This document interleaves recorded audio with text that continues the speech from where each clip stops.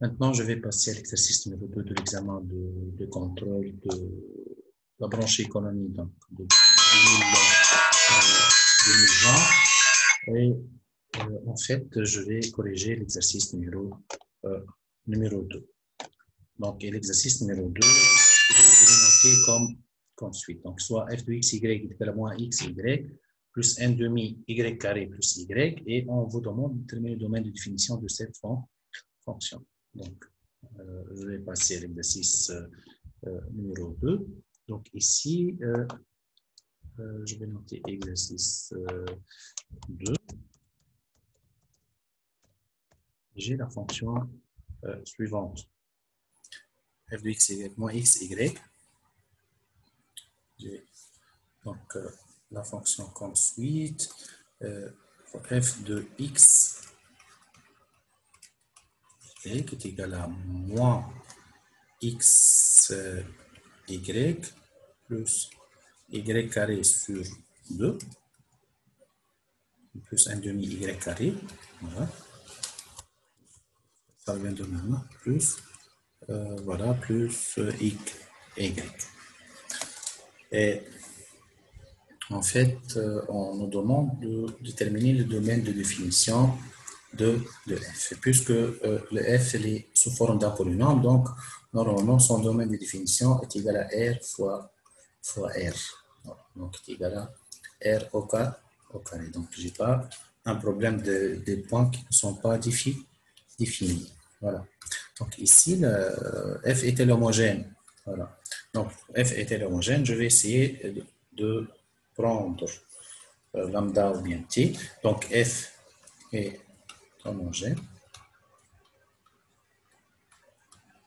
de degré 4 si, seulement si je prends lambda positif, je dois avoir f de lambda x, lambda y est égal à lambda à la puissance k fois f de x et y. Et en fait, je vais utiliser donc le lambda, f de lambda x, f de lambda x, lambda y sera égal à moins lambda x fois lambda y plus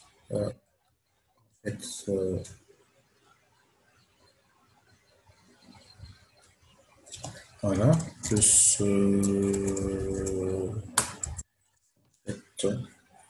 plus lambda y au carré sur 2 plus lambda y.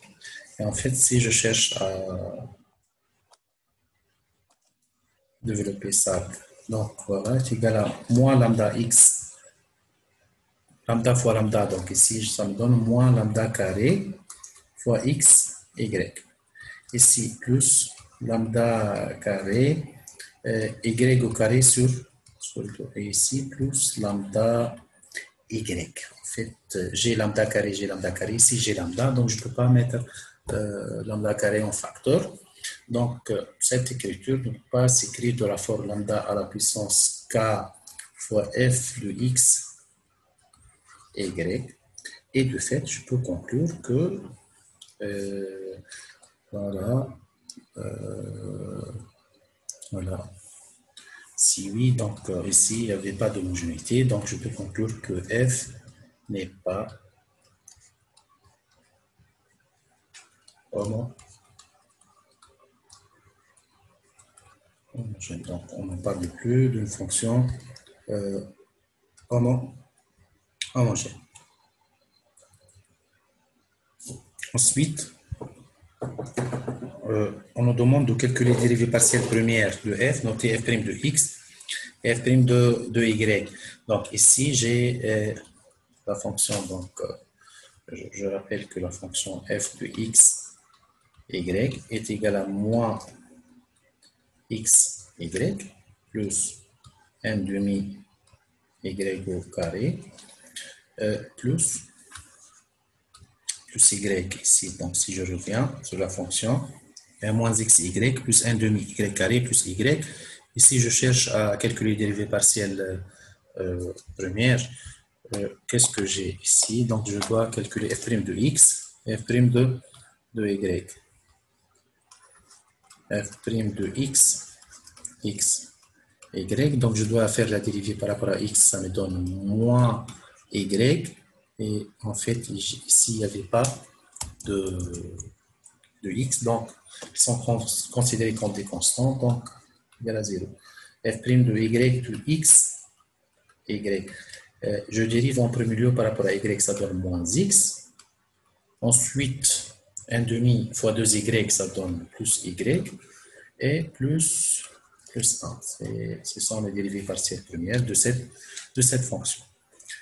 Notez f' de x et f' de y. Déterminer les points critiques et préciser leur nature sur s'il y a clos. Donc, au niveau de la quatrième question, les points critiques sont solution de f' de x égale à 0 ou f' de y égale à 0.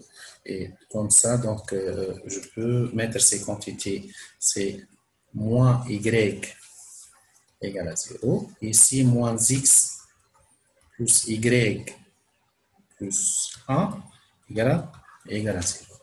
Moins y égale à 0, autrement le y égale à 0. Si je remplace ici y par 0, je trouve que le x est égal à 1. Et de cette façon, je peux conclure en fait, en termes de points critiques, que M1 plutôt, de coordonnées 1, 0 est un point critique de f de x, y, et y. Ici, je cherche à déterminer la nature de ce point. Il faut déterminer la matrice hessienne. Ensuite, calculer son déterminant. La matrice hessienne, elle se note comme suite. Donc, le h, elle est représentée par des dérivées partielles secondes. F seconde x carré, f seconde x, y, f seconde yx, ou f seconde y au carré, égal. Donc, si je dérive deux fois par rapport à x, en fait, je vais trouver ici, voilà. Donc, si je dérive cette quantité, donc ici, il n'y avait pas de x, donc je vais mettre 1, 0. Si je dérive cette quantité par rapport à y, donc je vais trouver moins 1, et ici de même, c'est moins 1, et ici, donc je dérive deux fois par rapport à y, je vais trouver 1.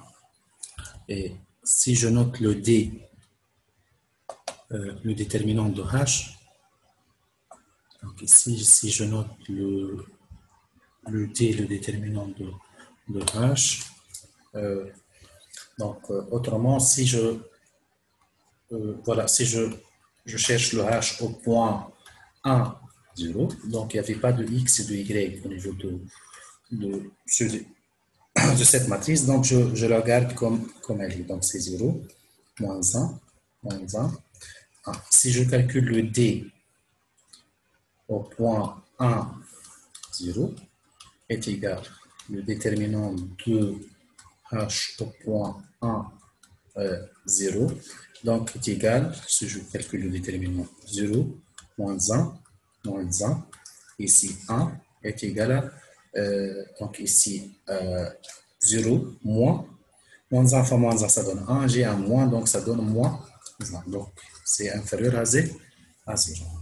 Et en fait, si j'ai un déterminant, le déterminant de la matrice hessienne, il est négatif, dans ce cas, je parle d'un point col. Donc le point n de coordonnées 1, 0 est un point col, ou bien un point C, point min max de f. Voilà. Point. Point.